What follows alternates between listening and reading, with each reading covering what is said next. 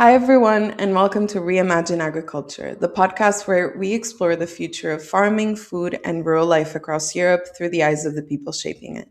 I'm Teresa Carvalho, and in this series, we'll meet people from across Europe who are reshaping the future of agriculture. In this episode, we'll be talking to Shaila Darmos. Shaila is the co founder and director of the Southern Lights nonprofit organization and of the Regenerative Farming Greece initiative.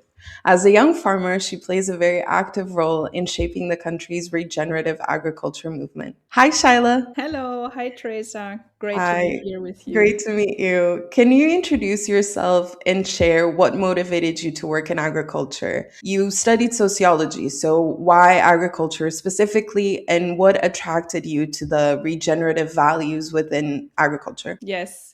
So, yeah, actually it's quite interesting my path to agriculture, but as you shared, I actually studied sociology, but just when I finished studying, my family context brought me back to Greece, where my father had has was running one of the first organic farms in Greece. I was called to continue with that lineage. So it's the farm is actually since 3 or 4 generations in my family, maybe even longer. I haven't found the origin, but in Greece, you inherit the farm from your parents and your grandparents, and and basically I saw all the challenges that people are exposed to in rural countryside, and it's very farming dominated, the area. And I just saw that I can contribute a lot, and I can support the people a lot here through my sociological background and my sociological lens, but through farming actually. So I could combine one of the responsibilities that were given to me with opportunities that I saw for the region to change. And yeah, in terms of the values, I think it's a basic human value to want to regenerate and want to grow health and want to improve things. The question is just if we do have the tools, and if that mindset is also reflected in our work and also in our society overall, if it's promoted or not. And I think this is some of the crucial pieces that we need to unpack. As we've discussed in our other episodes, the Common Agricultural Policy has environmental and climate objectives that provide space for member states to support regenerative practices. For our listeners who may not be familiar with it, how would you define regenerative agriculture, and how do these practices align with the CAP's objectives, such as environmental and social sustainability? Yeah, so actually, regenerative agriculture means that you work holistically towards, a more holistic regenerative outcome through your farming operations. You don't only intend to grow food to have a crop, but you also intend to improve the ecosystem, improve your soil, improve on social factors. So when it comes to the relationships with the farm workers, with your business partners, and like throughout the whole value chain, but also for your community. So it's really a very holistic approach, because you realize in farming that everything is so complex, and if you don't tackle it holistically, you will never achieve your goal. And so you realize the same for your farming operation. You cannot only focus on your farm, on improving the soil, but you also need to regenerate the relationships and the financial capacity of your operation, but also of the region as a whole, because we are a system embedded in a broader system, which brings us then to bioregional weaving labs, but I won't unpack this now. And you asked also how much it's reflected in the cup. So actually, there's quite some scientific research that detects that although the cup might have this intention of supporting all these factors, currently it's not getting there. There's a lot of research happening about that we really need to change the cup and how it's set up to really support regenerative farmers through various ways, but we will get there later as well.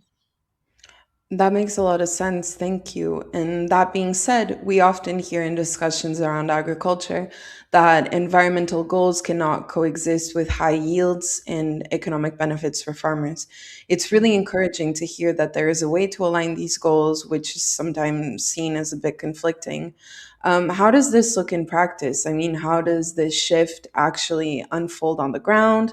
And how can we observe the improvements in real time? Yeah, so I think it's futile to think that you can build long term financial viability and resilience without using regenerative practices in your farming operation, because in the long term, you are eroding the basis of your economic operation, which is the soil, which is the ecosystem health.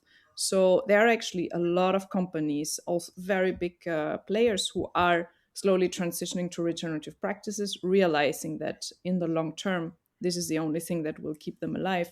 I mean, how can we build a flourishing, thriving enterprise if we're not regenerating the very basis that it is built upon? So already in the thinking, it doesn't make sense.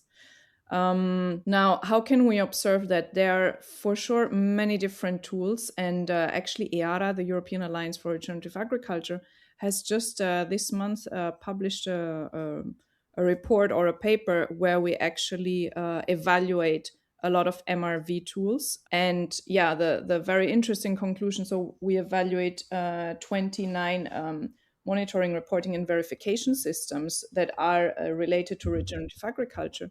And what we see is that a lot are going in a really good direction, but many of them still struggle to really holistically combine the social, the ecological, and the financial regeneration into one tool. But yeah, it is really crucial to go in that direction.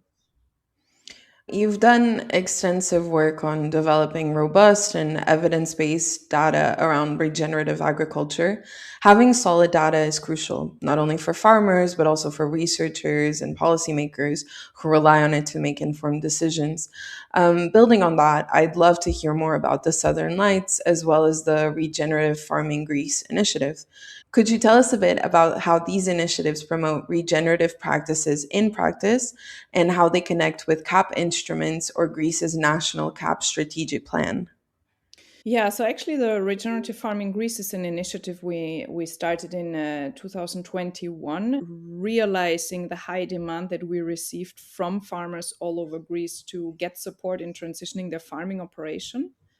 And yeah, so we started with actually creating pilot farms in different areas of Greece for different crops so we can support real farms and get real insights into the actual challenges, but also create example farms in all over Greece so that farmers can go there and can actually see how things can be done differently. Another very crucial element of our work is to provide education and knowledge. So we create a lot of videos around the topic so that everybody can learn about the different aspects of regenerative agriculture. And this is an ongoing process. And there we collaborate with a lot of organizations from abroad that already have very good material. But we also do in farm trainings, which is a very crucial aspect because the in-person meetings between farmers and between learners of all kinds of backgrounds um, is what actually motivates the people, and what actually, where they see, okay, this is the right way to go. Like you can really feel the energy between the people. And then one of our most crucial elements of this work is the learning networks that we created in different regions of Greece, and where we keep expanding them because we feel in every region of Greece where people farm, which is actually everywhere, a farmer should have access to a peer-to-peer learning group. Um, and the really important thing that we found is that everybody that has this mindset, every farmer, everybody thinks they are alone, and then they realize we do one training and they realize, oh wow, there are so many people in my region that also think the way we farm is really nuts, and that want to actively pursue to find another way and to do things differently. So suddenly, where you were in a situation where you felt alone and you felt like, okay, is this right? What I'm thinking, does it make sense? Suddenly you're like, okay, let's go, let's find good ways, and let's keep on learning. Yeah, so I think this is some of the key elements. And then with the Southern Lights, we also work on other more systemic topics. I mean, farming is very systemic, but also topics that are not only focused on farming, which is, for example, to bring arts and culture back to rural Greece, to connect stakeholders across all different topics, and to also support change makers and change agents on their path. So yeah, they're very interlinked and very complementary. At the moment, we are also engaged in a Horizon project, which aims to support on a country level the implementation of the nature restoration regulation. To yeah, because it's always a different question what is envisioned on the EU level, but then also how do you bring down all these regulations on the country level and make them context specific and make them in a way that they will actually achieve the positive impact they aim to achieve. And this is going to be also our work in the coming years. Thank you. Indeed, it's very important for young farmers who want to apply regenerative practices to have the right guidance and support, especially during their first steps. It's very promising to hear about the work that you're doing in this area. I think now would be very interesting for our listeners to hear some real life stories of farmers following the regenerative agriculture journey. Can you share some successful examples of regenerative practices currently applied in Greece, perhaps with the support of the Southern Lights? Yes, I think so. It's really funny, but we do so many trainings, and then sometimes we hear about the transition journey of the farmer, but it's really that we don't have um, yeah, sometimes we miss all the beautiful stories, which then if we do another training and we meet the farm again, we're like, oh, amazing, you started doing this practice.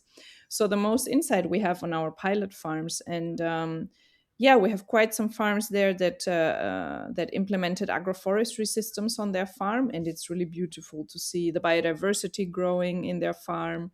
We also did recently a collaboration with an insect biodiversity researcher, and so we had the chance to monitor actually the change of the pollinator diversity on those farms, and it's really incredible to see the huge and also quick improvements actually.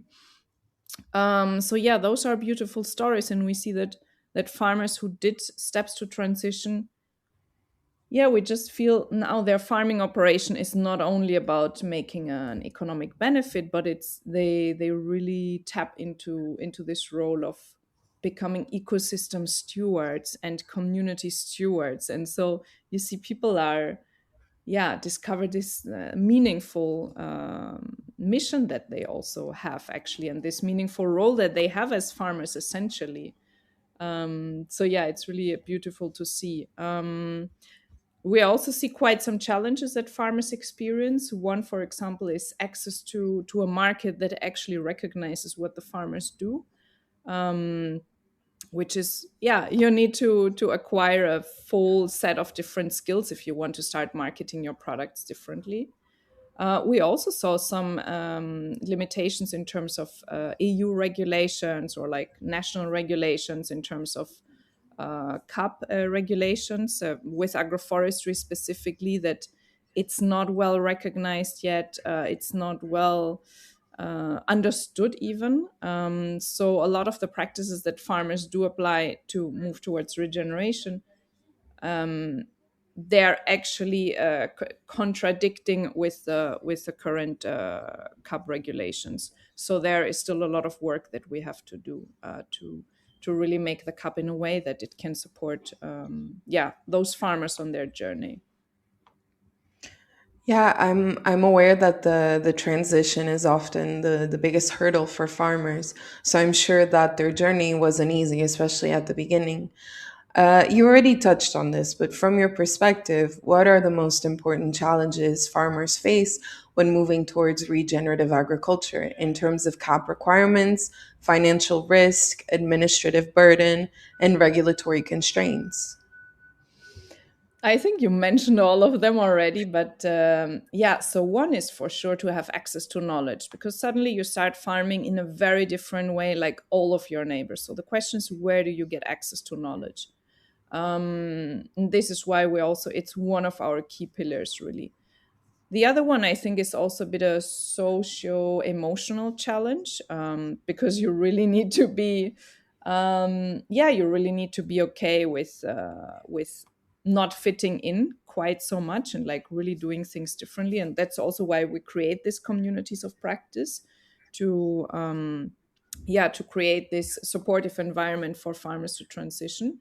And there also the cup could be supportive for creating peer exchange networks, as it does exist in some countries. Like France is very good in this. um, and yeah, then we also have challenges in terms of finding access to the right tools. There are some tools that are very expensive that would make the practices much more regenerative, but yeah, it's a very huge investment. So I think also on a regional level, a lot of support could be provided there from the government. And then also, yeah, there are a lot of regulations that really actually make it kind of illegal what you do. For example, the agroforestry system that we have on the farm, at the moment it's not possible anyhow to register it in the in the national system where you register your farming operation, which then very soon, in the coming year probably, it will have as a result that we can't even sell our products anymore. So we actually need to change these regulations quite fast, and it's very important that, yeah, the people who will change the regulations, that they have access to the right knowledge, to the right insights into on farm operations, basically. Another very very big challenge, and I actually, since we organized this call together, I actually asked a lot of my farmers that we work together with, so how is the cup supporting you on your regenerative journey? Are there any kind of subventions that you could be getting for what you're doing? And they said, yeah, there are maybe some, that I could get for doing green manure, but the bureaucracy is just too big, and so I gave up. So this is another big challenge that we have to tackle in the new cup, to make it more simple, to minimize the bureaucratic burden on the farmers, especially when you do a complex, diverse operation. It means that you have more and more and more bureaucracy. So this is also something we need to work out. And then I think very, very crucial for the CAP is to support small scale farmers, because now it's a very known problem that most of the subventions benefit very, very big farming companies. So yeah, I think there's a lot of work to be done. Thank you. I mean, we know young farmers are deeply concerned about the environment and the future of the sector. They're full of ideas, they're full of passion, and I'm sure they'll find their way forward. But that being said, they shouldn't be alone in this journey. Policy should support them in their transition to sustainable practices. Looking at the current cap, what types of support are available for regenerative or regenerative like practices? Where do you see gaps between policy ambition and what farmers really experience on the ground? Yeah, I think I already touched on this. There are very few support mechanisms for regenerative farmers. They are currently misbuilt. So, for example, there is one eco scheme around agroforestry, but it actually doesn't recognize agroforestry in its true sense. Um, so, I think we still need to fine tune a lot these eco schemes. And then I think we should move away from a practice based subvention system towards an outcome based. So we, instead of giving more money to a farmer if he applies a specific practice before a specific date, we really need to look at the outcome. How does the ecosystem of the farm regenerate? Is the soil improving? Is the plant growth improving? So we really need to find different tools to measure outcome based practices. Thank you so much for sharing your thoughts. It's very important to hear diverse voices and perspectives. As we're reaching the end of this episode, I'd like to close on a more positive note. Looking ahead, how do you envision the future of European agriculture? What role do you think regenerative practices will play in shaping its evolution in the coming years? So I see more and more actors, also big actors, and a lot of small farmers, a lot of young people also moving back to the countryside. So for me, this will have a big impact. I think regenerative agriculture will be at the center of farming in Europe and probably the world, because we see more and more that this actually builds farm resilience and economic resilience. So it makes your enterprise more resilient towards all the the shocks that we are encountering at the moment. So I think it's already going more and more having a center stage role. And yeah, I think it will also bring closer communities around farms, because we all start realizing that having access to healthy food is quite essential. And this thought already brings you to the farmer, because you wonder, where will I find access to this food? And then also the huge role that farms actually play in our landscape, and how they can actually support landscape resilience towards weather extremes, or towards, I mean, they're just essential part of our landscape. So if we don't recognize this and don't support the few managers of those farm ecosystems in, yeah, in contributing and being a key role in our landscape resilience, yeah, I think it's very crucial. And there's a lot to learn. There's a lot of, yeah, meaningful activities and experiences to have. And I think more and more people are going towards and trying to find ways towards such a life, essentially. Shyla, thank you so much for being with us today and sharing your journey. And to our listeners, if you'd like to learn more about regenerative agriculture, be sure to check out the organizations and networks that Shyla mentioned. And who knows, maybe by the end of this series, we'll have many more regenerative farmers across Europe. Thank you once again for tuning into Reimagine Agriculture, part of the Recap Project, where we bring forward the voices helping to shape a more sustainable, inclusive, and community driven future for European farming. See you in the next episode.